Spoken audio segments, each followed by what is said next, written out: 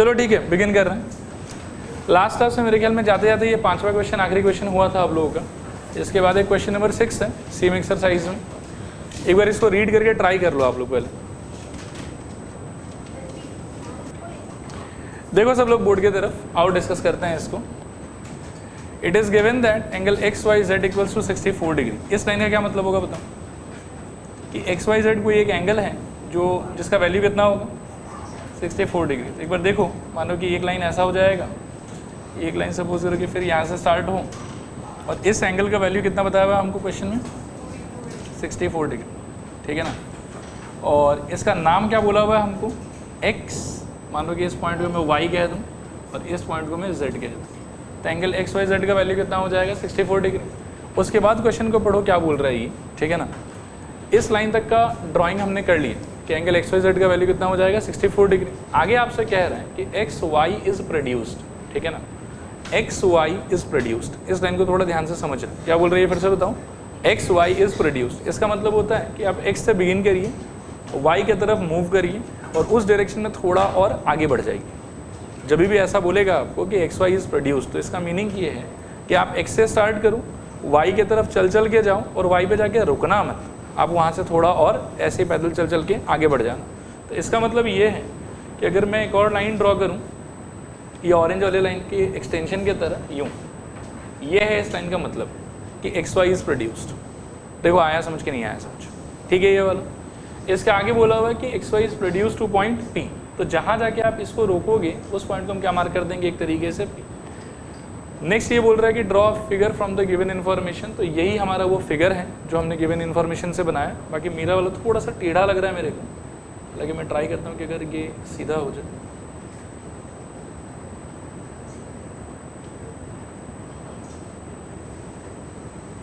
ठीक है, और आपका वाला तो एकदम ही स्ट्रेट होना चाहिए पूरा का पूरा, ठीक है, इसका थोड़ा ध्यान रखेंगे। आगे देखो ये क्या बोल रहा है, करूँ आगे सॉल्व करूँ, बनाना एक बार बाद में, आप लोग पहले सुन लो अच्छे से। If ray Y Q bisects angle Z Y P, पहले आप देखो कि जेड वाई पी एंगल आपको कहीं कुछ दिखाई भी दे रहा है क्या? जेड लोकेट करो, दिखा जेड, जेड मेरे ख्याल में इस ग्रीन वाले लाइन पे ये रहा जेड। इसके अंदर कहाँ जाने के लिए बोल रहा है ये वाई पे, वाई यानी कि ये वाला पॉइंट, और फिर कहाँ जाने बोल रहा है आपको पी पे। तो जेड वाई पी एंगल जो है वो मेरे ख्याल में ये वाला एंगल हो गया आपका जेड वाई पी, और इसको बोल रहा है कि बाइसेक्ट करो bye the help of a रे, जिस रे का नाम उसने क्या बताया आपको वाई क्यू। तो वाई क्यू रे ऑब्वियसली कहाँ से स्टार्ट होना चाहिए, वाई से स्टार्ट होना चाहिए, और क्यू कोई एक नया ही पॉइंट है, अभी तक तो कोई पॉइंट क्यू है नहीं हमारे पास, ठीक है। और जो भी रे ये मैं वाई क्यू बनाऊंगा उस रे का प्रॉपर्टी है, उसका काम क्या होगा कि वो एंगल जेड वाई पी को क्या करेगा बाइसेक्ट, यानी कि एंगल जेड वाई पी का जो भी वैल्यू रहा होगा उसका आधा आधा हो जाएगा। यहाँ तक बात समझ में आ रहा है, by the help of ray Y Q. अब अगर मैं रे वाई क्यू ड्रॉ करूँ तो देखो वो कैसे ड्रॉ होगा, वो ऑब्वियसली वाई से स्टार्ट होगा और इस तरीके से कुछ बनाऊंगा मैं उसको, ठीक है। और प्रॉपर्टी ये होगा कि ये एंगल और ये एंगल क्या हो जाना चाहिए इक्वल, ठीक है। मैं डबल स्ट्रिप कर देता हूँ, ये एंगल और ये एंगल हो जाना चाहिए इक्वल, क्योंकि रे वाई क्यू का प्रॉपर्टी क्या है कि वो एंगल जेड वाई पी को क्या करने वाला है बाइसेक्ट। क्लियर है यहाँ तक? इसके आगे दो तीन चीज़ पूछा हुआ है, क्या क्या पूछा हुआ है देखो। एंगल एक्स वाई क्यू एक बार पूछा है और एक बार पूछा हम लोग को क्यू वाई पी। तो एक्स वाई क्यू को आप लोकेट करो कि वो कहाँ है, एक्स वाई और फिर क्यू। तो आपको ओवरऑल मुझे लगता है पिंक कलर से मार्क कर देता हूँ जो जो एंगल मेरे को चाहिए। एक तो ये एंगल चाहिए शायद, और दूसरा एंगल कौन सा चाहिए बताओ, क्यू वाई पी। देखो कहाँ दिख रहा है आपको क्यू वाई पी, क्यू, अच्छा sorry reflex angle Q Y P. तो क्यू वाई पी को अपन चलो येलो से मार्क कर लेते हैं। क्यू वाई पी एंगल कौन सा हो गया ये वाला, और reflex angle Q Y P कौन सा हो जाएगा, फिर से पिंक कलर यूज़ कर लेता हूँ। देखो थोड़ा डिज़ाइन अलग बना देता हूँ। ये जो पिंक कलर से अलग पेड़ जैसा बनाया है यही क्या हो जाएगा हम लोग के लिए reflex angle Q Y P, और एंगल क्यू वाई पी का मतलब क्या होगा ये वाला एंगल, ठीक है। अब ये सारा का सारा मेरे को फाइंड करना है। लिखने का टेक्निक तो बहुत लंबा होगा, लेकिन वैसे तो हम लोग इसको ऑरली ही सॉल्व कर सकते हैं, ठीक है। आप थोड़ा सा मेरे आर्ग्यूमेंट्स को ध्यान से सुनना। पहले आप मेरे को ये बताओ कि क्वेश्चन में जो भी लैंग्वेज बोला हुआ है क्या उसके बेसिस पर मैं पी एक्स को एक स्ट्रेट लाइन मान सकता हूँ, क्योंकि पहले एक लाइन था, मतलब लाइन नहीं था, रे था वाई एक्स, और उसी को वाई के डायरेक्शन में हमने क्या कर दिया प्रोड्यूस कर दिया। तो ये तो अपने आप में क्या होगा एक स्ट्रेट लाइन होगा। अब ये अगर अपने आप में स्ट्रेट लाइन होगा तो ये वाला जो एंगल है ये एंगल क्या होना चाहिए 180 डिग्री होना चाहिए, एक बार मैं फिर से थोड़ा अलग कलर से भी मार्क कर देता हूँ। देखो ये एंगल क्या होना चाहिए बताओ, 180 डिग्री होना चाहिए। श्योर हो इस चीज़ को लेके? क्वेश्चन ऑलरेडी बोल रहा है कि ये वाला पोर्शन कितना है 64, तो ये बचा हुआ पोर्शन कितना हो जाएगा बताओ मेरे को, 180 माइनस 64, 180 माइनस 64 कितना हो जाएगा 116। तो इसका मतलब है कि ये जो एंगल है देखना ध्यान से यहाँ तक, ठीक है ना, इस एंगल का वैल्यू कितना हो जाएगा 116। उसके बाद क्वेश्चन वापस बोल रहे हैं कि ये जो लाइन है YQ वो क्या करेगा, वो इस एंगल को और इस एंगल को आधा आधा कर देगा, क्योंकि बाइसेक्टर है, ठीक है ना, तो आधा आधा कर देगा। तो यदि इस पूरे एंगल का वैल्यू मेरे पास में कितना निकल के आया था बताओ 116, तो इसके आधे पार्ट का वैल्यू कितना होगा 116 का आधा 58, और इसके ये वाले आधे पार्ट का वैल्यू भी कितना होगा 58। देखो आया समझ के नहीं आया समझ। तो ओवरऑल एक बार मैं चाहूँ तो लिख भी देता हूँ यहाँ पे, इस एंगल का वैल्यू कितना आ रहा है हम लोग का 58, और इस एंगल का भी वैल्यू कितना आ रहा है हम लोग का 50। देखो क्लियर है कि नहीं क्लियर? क्लियर है। उसके बाद में फर्स्ट चीज़ जो हम लोगों से पूछ रखा है उसको यदि मैं एक्सप्लोर करूँ, यानी कि इस वाले चीज़ को, तो ये पोर्शन देखो 64 दिख रहा है और ये पोर्शन देखो कितना दिख रहा है आपको 58 दिख रहा है। तो दोनों मिला के ये पूरा एंगल कितना हो जाएगा बताओ मेरे को, 64 प्लस 58 कितना हो जाएगा बताऊँ, 64 प्लस 58 आ रहा है समझ। 60 प्लस 50 110, और 8 और 4 12, तो मेरे ख्याल में 122। समझ में आया ये चीज़। और नेक्स्ट आर्ग्यूमेंट हो जाएगा कि यदि ये वाला 58 है तो ये रिफ्लेक्स एंगल कितना होगा बताओ मेरे को, 360 माइनस 58। तो सॉल्व करने की बात जो भी आएगा वो हमारा आंसर हो जाएगा, ठीक है। क्लियर मेरे ख्याल में? आओ बना लो इसको पहले फटाफट, लिखना स्टार्ट करो आप लोग। गिवन, सबसे पहले लिखो given angle XYZ equals to 64 degree. Given angle XYZ is equals to 64 degree, ठीक है। उसके बाद लिखो angle XYZ is equals to 64 degree, comma XY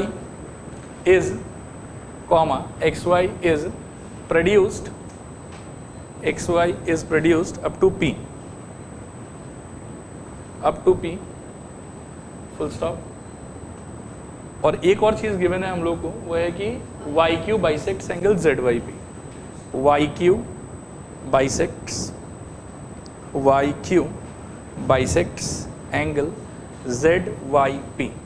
YQ bisects angle ZYP, ठीक है। फिर लिखो टू फाइंड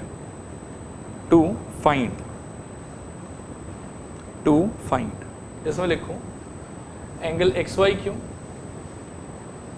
ये वाला, एंगल QYP ये वाला, एंगल XYQ एंड एंगल, अच्छा सॉरी, एंगल XYQ और ये वाला रिफ्लेक्स एंगल QYP लिखो, angle XYQ and reflex angle QYP, ठीक है मेरे ख्याल में। अब लिखो नाउ सबसे पहले लिखो since YQ bisects angle ZYP, since YQ bisects angle ZYP, नीचे लिखना therefore angle PYQ is equals to angle QYZ, therefore angle PYQ is equals to angle QYZ। इसको मार्क कर लो आप, इक्वेशन नंबर 1। फिर इसके नीचे लिखो again PX is a straight line,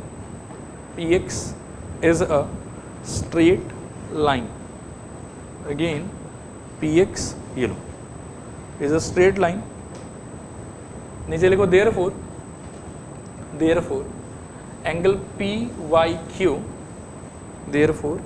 PYQ plus angle QYZ plus angle ZYX।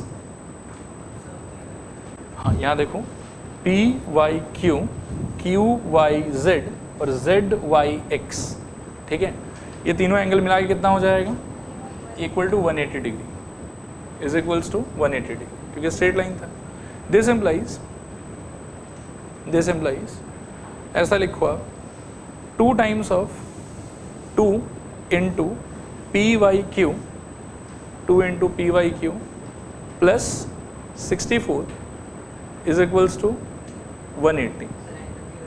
हाँ, 2 times of angle P Y Q, मैं board पे भी लिख देता हूँ, 2 times of angle P Y Q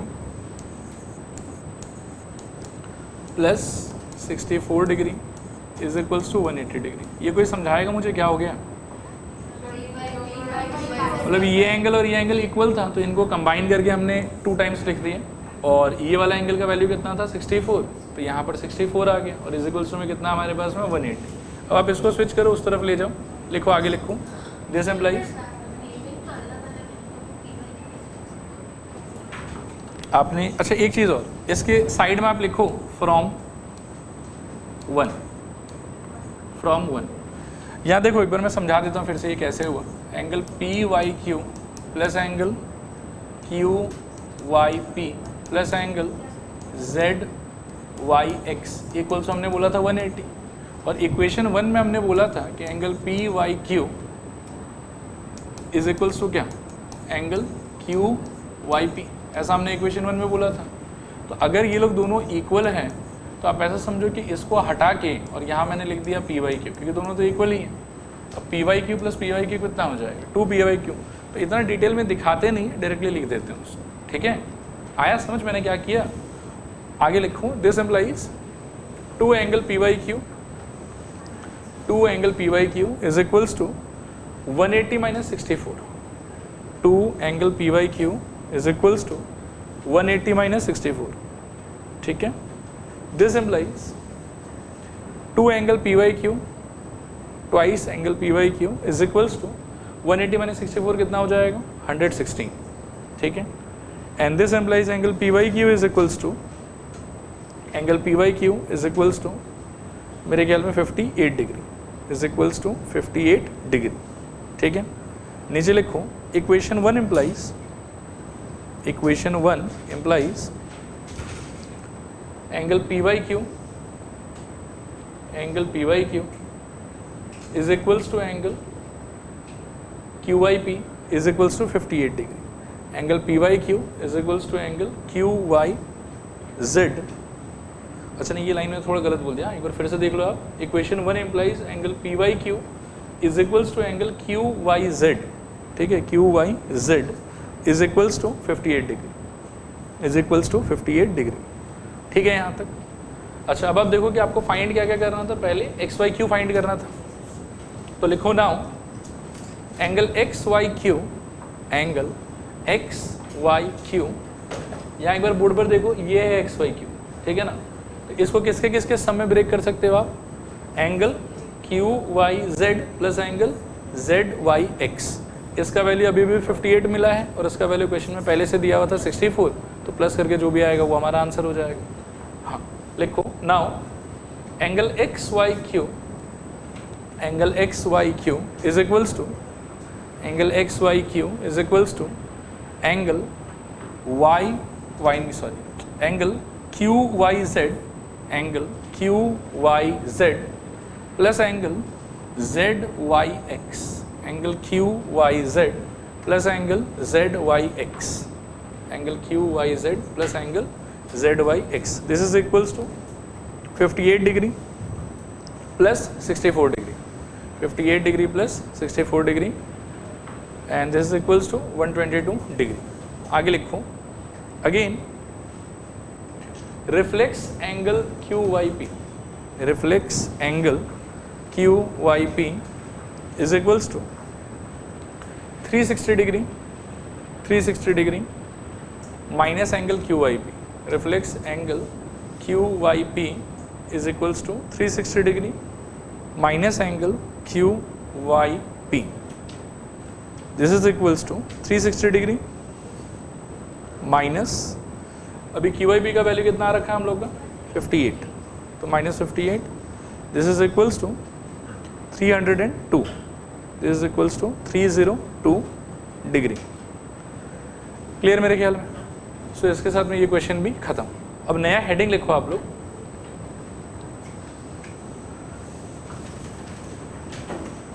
heading का नाम आप लोग ऐसे दो, theory related to two parallel lines, theory related to two parallel lines, theory related to two parallel lines.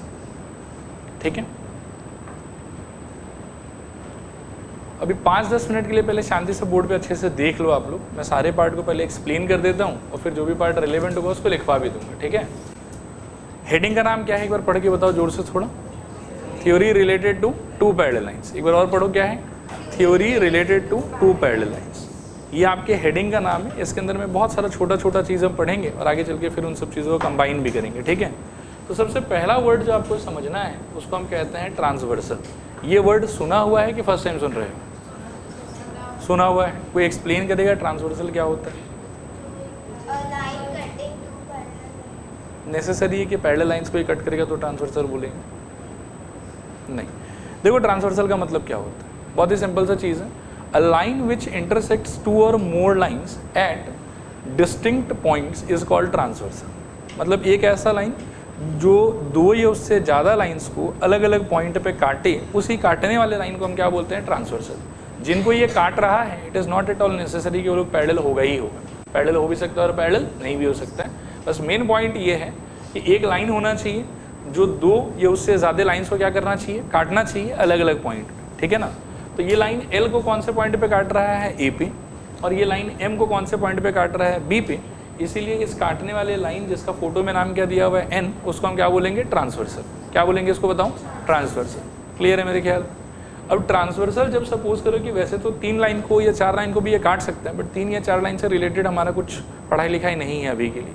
अभी के लिए हमारा जितना पढ़ाई लिखाई है वो ट्रांसवर्सल और 2 लाइन को लेके है कि हमेशा 2 लाइन होगा, उसको एक ट्रांसवर्सल काटेगा और उसके बाद में कुछ एंगल्स बनेगा जो कि बहुत स्पेशल एंगल्स होता है। ठीक है, तो एक बार मैं फिर पूछता हूँ, what is the meaning of transversal बताऊँ? अ लाइन विच कट्स 2 और more lines at distinct points is called transversal. इस फोटो में ट्रांसवर्सल कौन है?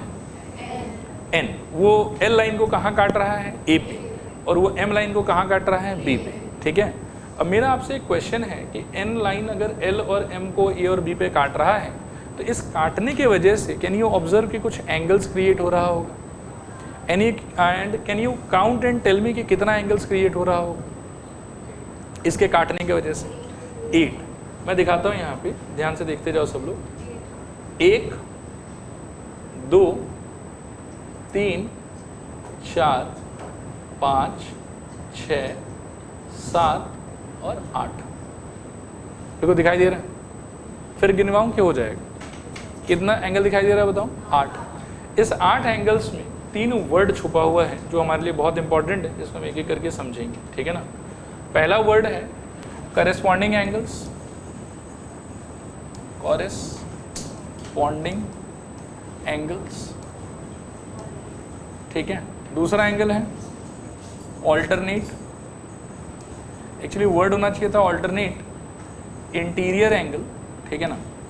लेकिन हम लोग क्या है कि ऑल्टरनेट एक्सटीरियर एंगल को जनरली क्लास 9 में कभी पढ़ते ही नहीं, तो ऑल्टरनेट इंटीरियर एंगल को ही शॉर्ट में हम ऑल्टरनेट एंगल भी बोल देते हैं। मतलब आपके लिए जब भी ऑल्टरनेट एंगल लिखा हुआ होगा ना, तो आपको सोचना क्या है बताओ? ऑल्टरनेट इंटीरियर एंगल ही सोचना है। ठीक है, और लास्ट एक पेयर होता है, किसी को पता है नाम क्या होता है उसका? को इंटीरियर एंगल। ठीक है, अब हमको क्या करना है कि पहले ये लोग को होता कौन है ये पहचानना है, और फिर हमको इन सारे से रिलेटेड कुछ कुछ प्रॉपर्टी है, कुछ कुछ एग्जाम है, वो सारा एग्जाम समझ के याद रखना है। ठीक है, तो फर्स्ट जॉब इज कि आइडेंटिफाई करना है कि who is called corresponding angle, who is called alternate angle and who is called co interior angle. And then we need to study कि करेस्पॉन्डिंग एंगल्स का प्रॉपर्टी क्या है, ऑल्टरनेट एंगल का property क्या है और को इंटीरियर एंगल का property क्या है। ठीक है, तो चलो पहले पहला काम करें, आइडेंटिफाई कर लेते हैं कि कौन कौन है करेस्पॉन्डिंग एंगल। पढ़ो इसको। ये है करेस्पॉन्डिंग एंगल का डेफिनेशन। ठीक है, ये हो गया अपना 2 टू लाइन। ठीक है, जो पैरेलल भी हो सकता है और पैरेलल नहीं भी हो सकता है। अभी के लिए पैरेलल होना जरूरी नहीं है हमारे लिए। ये एन लाइन क्या हो गया हमारे लिए बताओ? ट्रांसवर्सल। और ट्रांसवर्सल जब इन दोनों लाइन को काटेगा तो कितना एंगल बनेगा? आपने क्या बोला था? 8। तो 1 2 3 4 5 6 7 8 8 एंगल दिख रहा है आपको। अब इसके अंदर में देखो करेस्पॉन्डिंग एंगल किसको किसको कहते हैं हम लोग? 3 और 7 को करेस्पॉन्डिंग कहते हैं। मेरे ख्याल में करेस्पॉन्डिंग एंगल का आइडिया आपको पहले भी मिल रखा है शायद। ठीक है, मैं एक बार मार्क करता हूँ, देखो इसको और इसको करेस्पॉन्डिंग कहते हैं, आया समझ? और किसको किसको करेस्पॉन्डिंग कहेंगे बताओ? 4 के साथ में कौन जाएगा? 8 जाएगा। और किसको किसको करेस्पॉन्डिंग कहेंगे बताओ? 1 के साथ में आप 5 को कह सकते हो, और किसको किसको कह सकते हो बताओ? 2 और 6 को कह सकते हो। आया बात समझ? क्लियर है मेरे ख्याल में? अगर कभी फिगर बहुत कॉम्प्लिकेटेड हो जाए ना, तो करेस्पॉन्डिंग एंगल्स को मैं एक लेटर F से ध्यान रखता हूँ कि हमेशा करेस्पॉन्डिंग एंगल्स को अगर आप कंबाइन करोगे तो यू विल फाइंड कि ऐसा F जैसा कुछ बन रहा होगा वहाँ। ठीक है, मैं आपको दिखाता हूँ कैसे। देखो, जैसे सपोज करो कि आप 2 को और 6 को चूज़ करते हो कि ये करेस्पॉन्डिंग एंगल होना चाहिए, तो आप देखो इस लाइन को जोड़ देने से आपको दिख रहा है यहाँ पे कि F जैसा बन रहा है कुछ। आया बात समझ? फिर सपोज करो कि आपने कहा या आप बोलोगे कि एंगल 1 और एंगल 5 क्या हो जाएगा आपके लिए करेस्पॉन्डिंग एंगल्स। इस केस में आप देखो कि इनको यदि मैं जोड़ दूँ तो आपको लग रहा है कि F जैसा बन रहा है उसको मिला के। ठीक है, फिर सपोज करो कि जैसे आपने बोला कि 3 के साथ में कौन होना चाहिए? 7 होना चाहिए। आप देखो यहाँ पर, इसको ध्यान से देखोगे आप तो एक F दिखाई देगा आप। ठीक है, कहने का मतलब ये है कि जिन जिन पॉइंट पे आपका करेस्पॉन्डिंग एंगल्स का पेयर रहेगा ना, उन पॉइंट से थोड़ा थोड़ा लाइन अगर आप एक्सटेंड कर देते हो तो करेस्पॉन्डिंग एंगल्स के केस में हमेशा आपको एक F बनता हुआ दिखाई देगा। क्या बनता हुआ दिखाई देगा बताओ? F। और बाकी तो ठीक है, वैसे पहले से मिल रखा आप लोगों को, तो ज़्यादा डिफिकल्टी नहीं होना चाहिए आइडेंटिफाई करना। क्लियर है मेरे ख्याल में? एक बार मेरे को फिर से बताओ कौन कौन सा पेयर होगा करेस्पॉन्डिंग एंगल्स? मैं एक मार्क करता हूँ, आप लोग दूसरा पेयर बताना उसका। 1 का पेयर कौन होगा? 5। 2 का पेयर कौन होगा? 6। 4 का पेयर कौन होगा? 4 का पेयर हो जाएगा 8। और फिर फाइनली 3 का पेयर कौन होगा? 3 का पेयर हो जाएगा 7। क्लियर है मेरे ख्याल में यहाँ तक? चले यहाँ, तो इस पोजीशन वाले एंगल्स को हम लोग क्या बोलते हैं बताओ? Corresponding angle. और करेस्पॉन्डिंग एंगल्स जहाँ जहाँ फ्रेम होगा वहाँ को अगर प्रॉपर्ली आप ज्वाइन कर देते हो तो क्या बनता हुआ दिखाई देगा आपको? F। ये याद रखेंगे। करेस्पॉन्डिंग के बाद में नेक्स्ट आता है हमारा ऑल्टरनेट इंटीरियर एंगल। कभी कभी हम इसको ऑल्टरनेट इंटीरियर इतना लंबा नहीं पढ़ेंगे, इंटीरियर वर्ड नहीं रहेगा तो भी, लेकिन सोचना आपको यही है। ठीक है ना? सोचोगे क्या बताऊँ? Alternate angles. ये सॉरी बोलूँगा मैं ऑल्टरनेट एंगल्स, सोचोगे आप क्या? Alternate interior angles. क्लियर है मेरे ख्याल? अब ऑल्टरनेट इंटीरियर एंगल्स अगर आपको याद हो तो बताना ज़रा। ऑल्टरनेट इंटीरियर का ही बात करेंगे हम। ठीक है, अच्छा पहले मैं इंटीरियर एक्सटीरियर का लॉजिक क्लियर कर देता हूँ। आपके पास सपोज करो कि 2 लाइन रहेगा, यहाँ ध्यान से देखना, यहाँ पर वो 2 लाइन कौन है बताओ?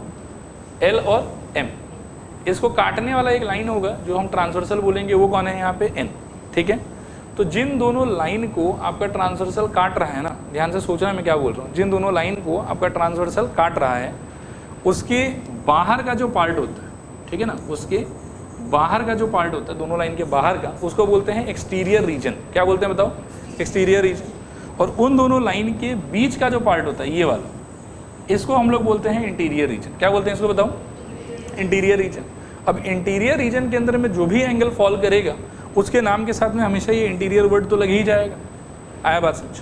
तो जैसे ही मैं बोल रहा हूँ कि ऑल्टरनेट इंटीरियर एंगल, तो ऑब्वियसली मैं इन दोनों लाइन के बीच वाले एरिया के बारे में बात कर रहा हूँ कि वहीं पे कोई ना कोई एंगल होगा। तो लाइन के बाहर आपको इमेजिन करना ही नहीं है, ऐसा नहीं कि लाइन के अबव होगा या इस लाइन के बिलो होगा, ये हमेशा कहाँ पे होगा बताओ? इन दोनों लाइन के बीच में, बिटवीन में। पहले तो ये बात समझ में आ गया होगा। उसके बाद में ऑल्टरनेट इंटीरियर एंगल का मतलब क्या है, देखो ध्यान से सोचना। एंगल 4 के लिए ऑल्टरनेट इंटीरियर एंगल होगा 6। ठीक है, और इसी तरीके से एंगल 5 के लिए कौन होगा बताओ? एंगल 5 के लिए होगा एंगल 3। ठीक, और जैसे करेस्पॉन्डिंग एंगल्स के केस में हमेशा आपको एक लेटर F बनता हुआ दिखाई देगा प्रॉपर्ली सोचने पे, वैसे ही आपको इंटीरियर एंगल या ऑल्टरनेट इंटीरियर एंगल के केस में हमेशा एक Z बनता हुआ दिखाई देगा हमेशा। ठीक है, सोचो कैसे? जैसे इस एंगल को और इस एंगल को फोकस करना है आपको, तो आप देखो कि एक Z बना कि नहीं बना। ठीक है, और सिमिलरली सपोज करो कि आपको 5 और 3 पे फोकस करना है, तो उस केस में भी आप एक उल्टा Z बनता हुआ दिखाई दे सकते, मतलब देख सकते हैं आपको दिखाई देते। ठीक है, मेरे ख्याल में करेस्पॉन्डिंग एंगल समझ में आ गया। ठीक है ना, और ऑल्टरनेट एंगल भी समझ में आ गया। ऑल्टरनेट एंगल बोलेंगे या फिर और क्या बोल सकते हैं? Alternate interior angle. दोनों का मतलब हमारे लिए सेम होगा। अब लास्ट चीज़ हो गया आपका को इंटीरियर एंगल। क्या हो गया बताओ? को इंटीरियर एंगल। को इंटीरियर एंगल के अंदर भी ये वर्ड इंटीरियर छुपा हुआ है, तो ऑब्वियसली ये कहाँ लाई करेगा? दोनों लाइन के बिटवीन में, या above the line and below the line? Between, क्योंकि इंटीरियर वर्ड है यहाँ पे, तो बिटवीन में ही होना चाहिए। ऑल्टरनेट इंटीरियर एंगल का जब आप बात करोगे तो मतलब क्रिस क्रॉस होता है कि इसका पार्टनर ये बन जाता है और इसका पार्टनर ये बन जाता है। ठीक है, लेकिन को इंटीरियर के टाइम पर क्या होता है कि क्रिस क्रॉस नहीं होता है। आदमी के जस्ट नीचे वाला आदमी है उसका पार्टनर है। यानी कि को इंटीरियर का बात अगर आप करोगे तो 3 का को इंटीरियर कौन होगा 6 और 4 का को इंटीरियर कौन होगा 5। ठीक है, ऑल्टरनेट के टाइम पर क्या होगा क्रिस क्रॉस। ठीक है ना, कि इसका दोस्त होगा ये और इसका दोस्त होगा ये, लेकिन को इंटीरियर के टाइम पर क्या होगा क्रिस क्रॉस नहीं होगा, जस्ट नीचे वाला जो एंगल होगा उसके उसी साइड में उसको हम लोग बोलेंगे को इंटीरियर एंगल। क्लियर है? एक बार फिर मेरे को बिगनिंग से बताओ ट्रांसवर्सल का मीनिंग क्या था? लाइन विच कट्स 2 और more lines at distinct points, उसको क्या बोलते हैं हम लोग ट्रांसवर्सल। जब कभी भी आप एक सिचुएशन में 2 लाइन के ऊपर एक ट्रांसवर्सल ड्रॉ करोगे तो what will be the number of angles that will be created by doing so 8। ठीक है, और उस 8 एंगल्स के बीच में हमारे लिए इंपॉर्टेंट एंगल कितना है 3। क्या क्या? करेस्पॉन्डिंग एंगल, ऑल्टरनेट एंगल्स और को इंटीरियर एंगल्स। फिर से बताओ, कॉरेस्पॉन्डिंग एंगल्स, ऑल्टरनेट एंगल्स और co interior angle. Corresponding angle कौन सा होता है? जिसको मिला जुला के F बनता है। ठीक है, ऑल्टरनेट एंगल कौन सा होता है? जिसको मिला जुला के Z बनता है।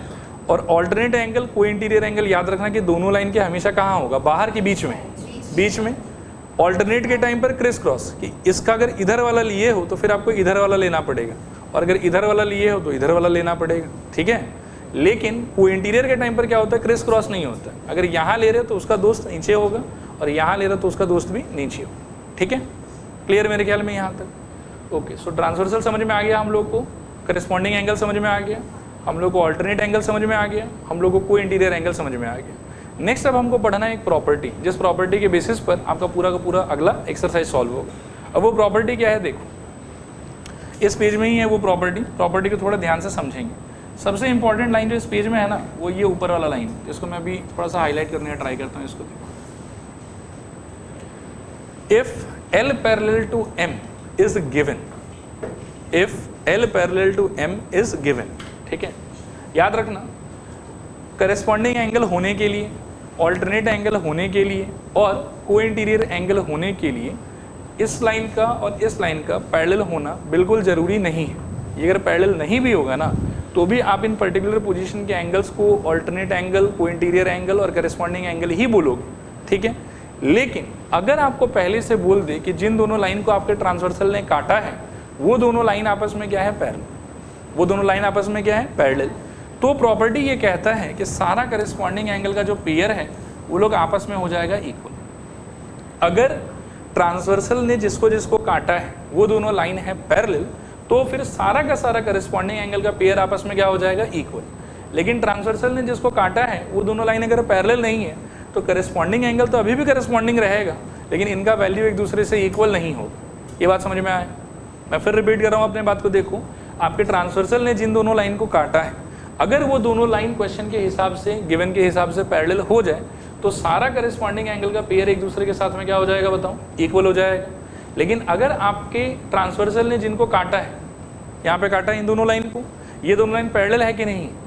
पैरेलल नहीं है, तो ये पेयर्स अभी भी करेस्पॉन्डिंग एंगल तो रहेगा but they will not be equal to one another. Corresponding angles equal तभी होगा जब ट्रांसवर्सल द्वारा कटा हुआ लाइंस आपस में क्या रहेगा पैरेलल। मतलब लाइंस अगर पैरेलल है तब आपका करेस्पॉन्डिंग एंगल इक्वल है। ठीक है, सेकंड प्रॉपर्टी कहता है कि अगर लाइंस पैरेलल है तो आपका ऑल्टरनेट एंगल भी इक्वल होगा। ठीक है, और अगर आपका लाइंस पैरेलल है तो आपके को इंटीरियर एंगल का जो सम है वो होगा 180 डिग्री। देखो आया समझ के नहीं आया समझ? ठीक है, मैं एक बार और पूछूंगा, इन सारे नाम को यूज करने के लिए लाइंस का पैरेलल होना जरूरी है क्या? करेस्पॉन्डिंग एंगल का नाम आप पैरेलल होने से यूज करोगे या पैरेलल नहीं होने से भी यूज कर सकते हो? नहीं होने से भी यूज कर सकते हो। ऑल्टरनेट एंगल का नाम आप जब पैरेलल होगा तभी यूज करोगे कि नहीं होने से भी यूज कर सकते हैं? नहीं होने से भी हम नाम यूज कर सकते हैं, कोई इशू नहीं है इस चीज़ के अंदर। अगर मान लो कि पैरेलल नहीं होगा तो को इंटीरियर का नाम यूज कर पाओगे कि नहीं कर पाओगे? इसका भी नाम हम यूज कर पाएंगे, नाम यूज करने में कोई प्रॉब्लम नहीं है। लेकिन करेस्पॉन्डिंग एंगल को इक्वल बोलना, ऑल्टरनेट एंगल को इक्वल बोलना और को इंटीरियर एंगल का sum equals to 180 degree claim करना, ये सिर्फ तभी पॉसिबल हो पाएगा जब ट्रांसवर्सल द्वारा कटा गया लाइंस, वो लाइंस आपस में क्या होगा पैरेलल। अगर पैरेलल नहीं हुआ तो नाम तो करेस्पॉन्डिंग, ऑल्टरनेट और को इंटीरियर ही रहेगा, लेकिन प्रॉपर्टी फॉलो नहीं होगी। प्रॉपर्टी फॉलो सिर्फ कब होगा? जब लाइंस क्या रहेगा आपस में पैरेलल। देखो आया समझ कि नहीं आया समझ? आया समझ? थोड़ा आया कि पूरा आया? एक बार मेरे को समझाओ क्या बोल रहा है ये, कि ट्रांसवर्सल ने, आप मेरे साथ रिपीट करो, बोलो ट्रांसवर्सल ने, नहीं एक साथ, ट्रांसवर्सल ने जिन लाइंस को काटा होगा अगर वो होता है पैरेलल तो corresponding angles equal, alternate angles equal and co interior angle का sum equals to 180 degree, sum equals to 180 degree. देखो आया समझ कि नहीं आया समझ। नाम आप दोनों सिचुएशन में यूज कर सकते हो, जब लाइंस पैरेलल होगा तभी भी और जब लाइंस पैरेलल नहीं होगा तभी भी, लेकिन प्रॉपर्टी क्लेम सिर्फ तब कर सकते हो जब लाइंस आपस में क्या हो जाएगा, पैरेलल। अगर लाइंस पैरेलल नहीं हुआ तो बस नाम यूज कर सकते हो लेकिन प्रॉपर्टी क्लेम नहीं कर सकते। आया समझ यहाँ तक? थोड़ा है कि पूरा है? पक्का? एक बार मेरे को फिर बताऊं, करेस्पॉन्डिंग एंगल्स का प्रॉपर्टी क्या है? इक्वल होना। ऑल्टरनेट एंगल का प्रॉपर्टी क्या है? इक्वल होना। को इंटीरियर का प्रॉपर्टी क्या है? Sum is equals to 180 degree होना। लेकिन ये प्रॉपर्टी हमेशा वैलिड होगा? कब वैलिड होगा? जब ट्रांसवर्सल द्वारा कटा हुआ लाइंस आपस में क्या रहा होगा, पैरेलल। आया बात समझ? थोड़ा है कि पूरा है? पक्का 100%? ओके। अब हम बिगिन कर सकते हैं अपनी अगले एक्सरसाइज को। अच्छा, इनमें से क्या लिखवा दूँ ये बताओ? कुछ भी नहीं, पीडीएफ में मिल ही जाएगा। ठीक है, चलो लिखो हेडिंग आप लोग, एक्सरसाइज 6.2। एक्सरसाइज 6.2 ये पहला क्वेश्चन है। एक बार आप लोग ट्राई कर लो फिर बात करते हैं। अच्छा यहाँ देखो, स्टार्ट करते हैं डिस्कशन को। क्वेश्चन में आपको बोला हुआ है कि A B line C D line से पैरेलल है और C D line E F line से पैरेलल है। ठीक है ना? तो कहने का मतलब हुआ ये लाइन और ये लाइन, ये तीनों लाइन आपस में क्या है, पैरेलल। ये तीनों लाइन आपस में क्या है, पैरेलल। यहाँ तक बात ओके है। उसके बाद में हमको बोला है कि एंगल वाई और एंगल जेड का जो रेशियो है वो कितना होगा, 3:7। वो रेशियो कितना हो जाएगा, 3:7। बचपन से ही हमको पढ़ाया जाता है कि अगर राम और श्याम का एज का रेशियो 3:7 है तो राम की एज को पकड़ लो 3K और श्याम की एज को पकड़ लो 7K। तो वाला लॉजिक हम आज भी यूज़ कर सकते हैं। ठीक है, तो मैं अपने सोल्यूशन का पहला लाइन एक बार लिख रहा हूँ, आप लोग मत लिखना कि आप लोगों को तो फॉर्मेट में लिखना होगा। एक बार जस्ट ऐसे एक्सप्लेन करने के लिए मैं लिख रहा हूँ। हाँ, कि let y is equals to कितना, मेरे ख्याल में 3K और z इक्वल्स टू कितना, मेरे ख्याल में 7K। देखो ओके, चले आगे यहाँ से। ऑल राइट, उसके बाद में आप यहाँ पर देखो कि x का, y का और z का जो लोकेशन है, इस लोकेशन के हिसाब से थोड़ा बात करते हैं। x और y के लिए अगर मैं सोचूं तो मुझे लगता है कि x प्लस y का आंसर जो है वो 180 डिग्री होना चाहिए। आप बता सकते हो रीज़न क्या होगा? क्योंकि x और y का जो पोजीशन है वो को इंटीरियर एंगल्स का पोजीशन है और को इंटीरियर एंगल्स का प्रॉपर्टी क्या होता है कि sum is equals to how much, 180 degree. दूसरा, आप अगर यहाँ पे ध्यान से z का और y का पोजीशन देखोगे तो आपको एक बार हो सकता है कि थोड़ा कम समझ में आए। ठीक है ना, कि इनके बीच में तो कोई लिंक है ही नहीं। ठीक, तो इनके बीच में लिंक इस्टेब्लिश करने का बहुत सारा तरीका हो सकता है। मैं भी एक तरीका आपको डिस्क्राइब करता हूँ। आप मेरे को एक बात बताओ कि ई एफ यदि अपने आप में पूरा का पूरा स्ट्रेट लाइन, ई एफ अपने आप में क्या बताऊँ, पूरा का पूरा स्ट्रेट लाइन, तो ये जो एंगल मैं अभी मार्क कर रहा हूँ, इस एंगल का वैल्यू कितना होना चाहिए बताना सर? ये वाला 180 डिग्री, जिसमें से कि ये वाला पार्ट कितना हो रखा है, ये वाला पार्ट z हो रखा है, ये वाला पार्ट कितना हो रखा है, z। तो ये वाला पार्ट कितना हो जाएगा, 180 माइनस z। एक बार के लिए z में ही बोल देते, चलेगा? अब देखो y का लोकेशन और z के लोकेशन में तो कोई लिंक नहीं, लेकिन मुझे ऐसा लगता है कि y का लोकेशन और जो नया एंगल मैंने अभी भी मार्क किया ना, उसका लोकेशन, मतलब इसका लोकेशन और इसका लोकेशन में तो लिंक है शायद। क्या लिंक है बताओ? देखो ध्यान से, यू विल फील कि एक f बनेगा हमारा यहाँ पे, नहीं सोचो। तो ये लोग कौन सा एंगल्स हो गया बताओ? Corresponding angles. और ऐसे भी याद रखना कि ऑल्टरनेट एंगल्स एक दूसरे के नीचे नहीं हो सकते, उसको हमेशा x के फॉर्मेट में होना पड़ेगा कि इसका दोस्त ये होगा, इसका दोस्त ये होगा, उस टाइप से। तो ये लोग ऑल्टरनेट तो नहीं हो सकता, क्या हो सकता है? ये लोग करेस्पॉन्डिंग हो सकता है। क्या हो सकता है बताओ? करेस्पॉन्डिंग हो सकता है। और करेस्पॉन्डिंग एंगल्स का प्रॉपर्टी क्या होता है कि दे आर इक्वल।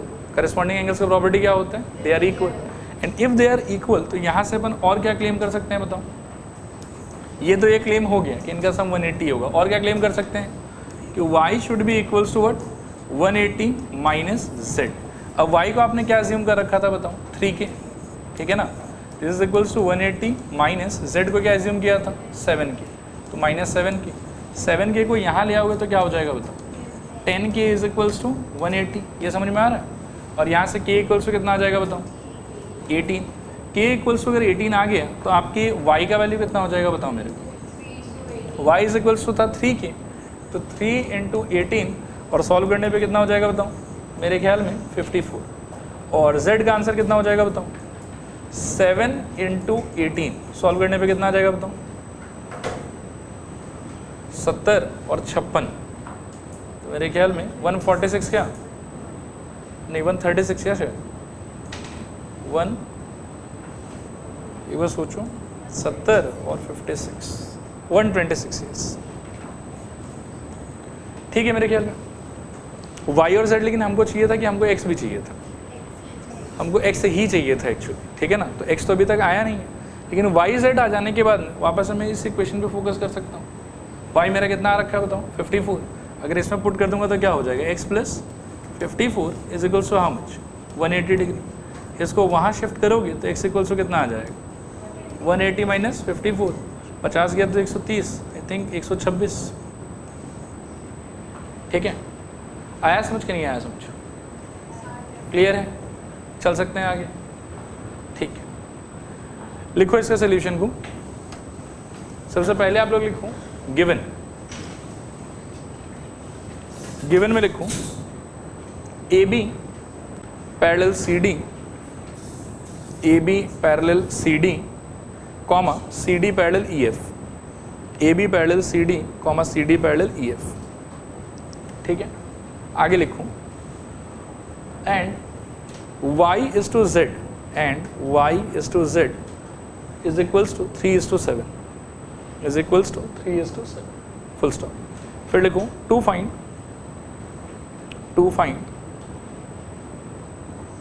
लिखो x, to find x, फिर लिखो now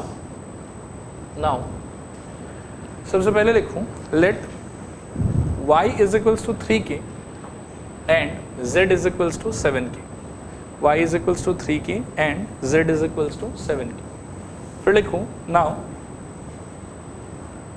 x plus y is equals to 180 degree, x plus y is equals to 180 degree. और ज्योमेट्री में ये प्रोटोकॉल है कि हमेशा आपको रीजन देने का ट्राई करना चाहिए, whatever you are writing for that, ठीक है। तो x plus y equals to 180 degree का रीजन क्या होगा?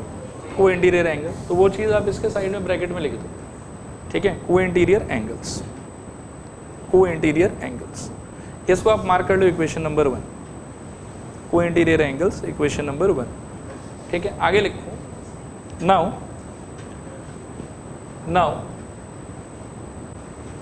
एंगल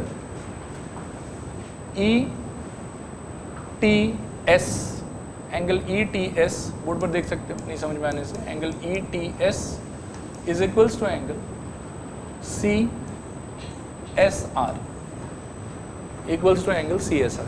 इसका रीजन क्या बोलोगे? करस्पॉन्डिंग एंगल्स लिख दो, करस्पॉन्डिंग एंगल्स, ठीक है। दिस एम्प्लाइज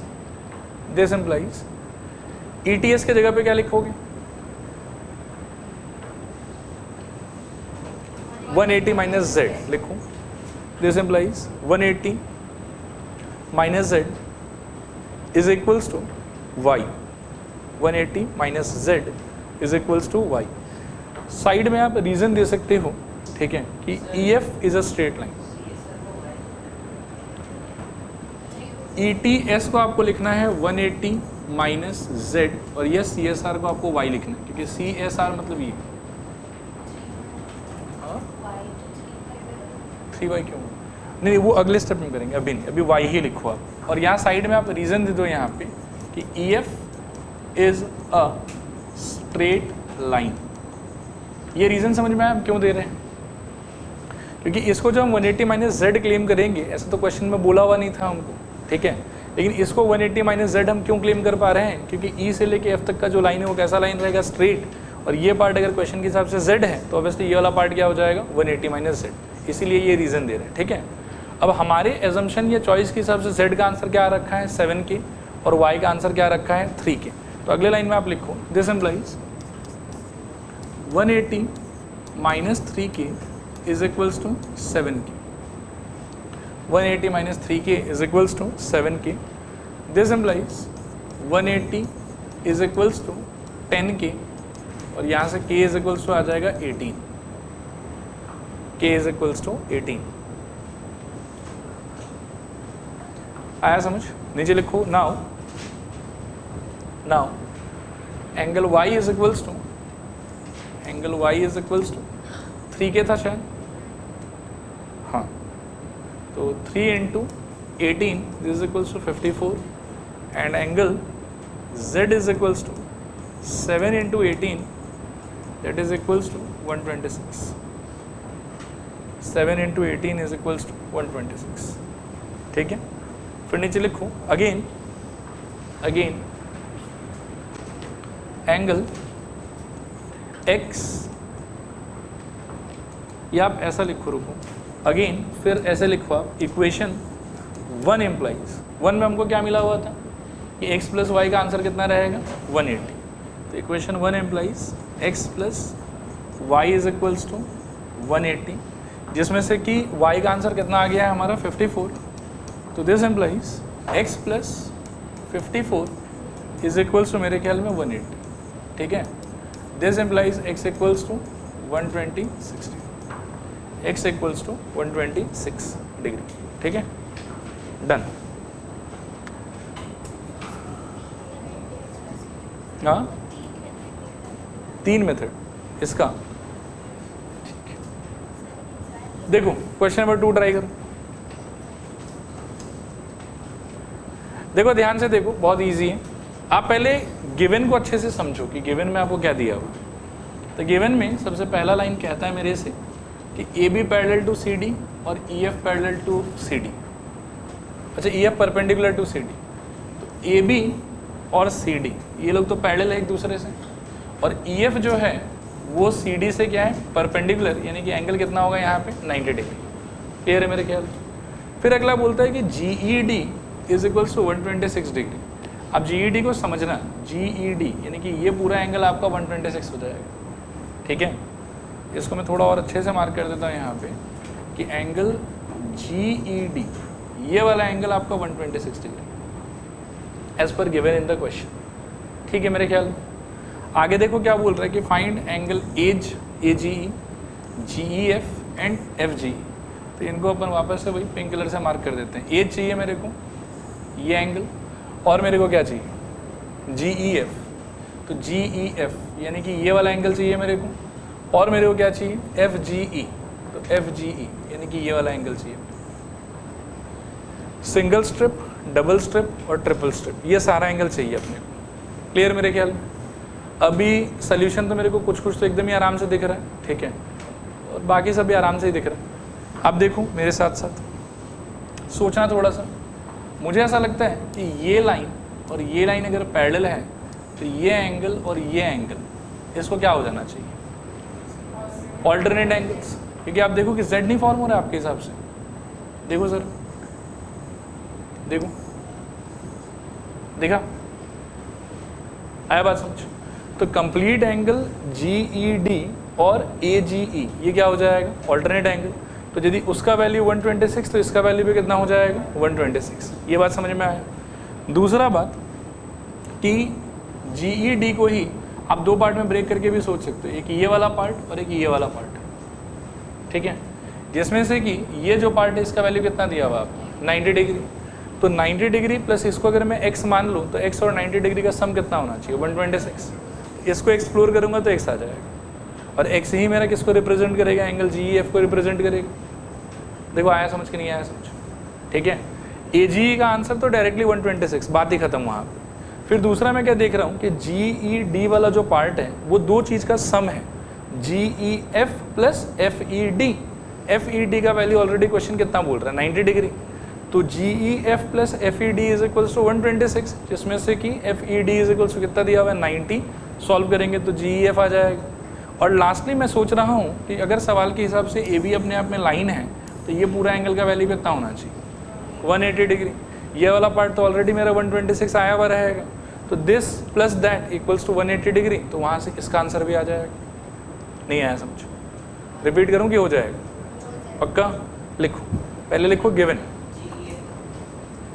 जी एफ वाला. जी एफ वाले के लिए देखो यार, ये वाला एंगल सवाल के हिसाब से कितना है, और ये 126 में कौन कौन समाया हुआ है वो सोचो. सोचना थोड़ा सा. मेरे को ऐसा लगता है कि इस पूरे एंगल के अंदर में ये वाला पार्ट भी है और ये वाला पार्ट भी है। ये वाला पार्ट का वैल्यू ऑलरेडी कितना है 90, तो ये पार्ट प्लस ये पार्ट इक्वल्स टू 126, जिसमें से कि ये 90 है, तो इसका आंसर तो निकल जाएगा ना। ठीक है, लिखूँ सबसे पहले लिखूँ गिवन, गिवन में लिखूँ A B parallel C D, A B parallel C D comma E F perpendicular C D comma E F perpendicular C D. उसके आगे लिखो angle, angle G E D, angle G E D is equals to 126 degree, angle G E D is equals to 126 degree. आगे लिखो to find, to find लिखो angle A G E, angle A G E comma angle G E F and angle F G E, and angle F G E. नीचे लिखो now, now पहले लिखना angle A G E is equals to angle G E D, angle A G E is equals to angle G E D. Reason क्या दोगे, alternate angles. ठीक है, और जिसमें से कि जी ई डी का आंसर कितना दिया हुआ मेरे को 126, तो angle A G E is equals to आ जाएगा 126 डिग्री। ठीक है, फर्स्ट पार्ट ओवर। फिर लिखो again, again angle G E D. अच्छा जी ई डी किसका किसका सम होगा, फोटो से देख के बताओ तो, मतलब नाम बताओ पहले, values next step. G E D is equals to angle G E F plus what, angle F E D. आया समझ। अब जी ई डी कितना दिया हुआ सवाल में 126, और जी ई एफ तो हम ढूंढ रहे हैं, तो एंगल जी ई एफ को यूं ही छोड़ दो, और एफ ई डी का आंसर कितना दिया हुआ है 90, तो यहाँ ले लो 90। This implies angle G E F equals to 126 minus 90, कितना आ जाएगा, आई थिंक 36। डन। और लास्ट वाले पार्ट के लिए बोलूं,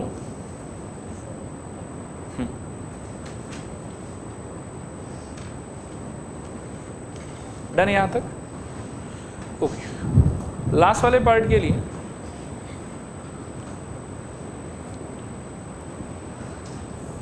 आप ऐसे लिखो angle A G E plus angle E G F is equals to 180 degree. This implies A G का आंसर ऑलरेडी कितना आ रखा है हम लोग का 126, plus angle E G F is equals to 180 degree, और यहाँ से angle E G F is equals to 180 minus 126। Solve करने पे कितना आ जाएगा यहाँ से 120 तो 60 54 शायद, नहीं चलो क्लियर मेरे ख्याल में। तो इसके साथ में ये वाला क्वेश्चन भी ओवर, और आज एक बार यहाँ रुक जाएंगे, बाकी अगले क्लास।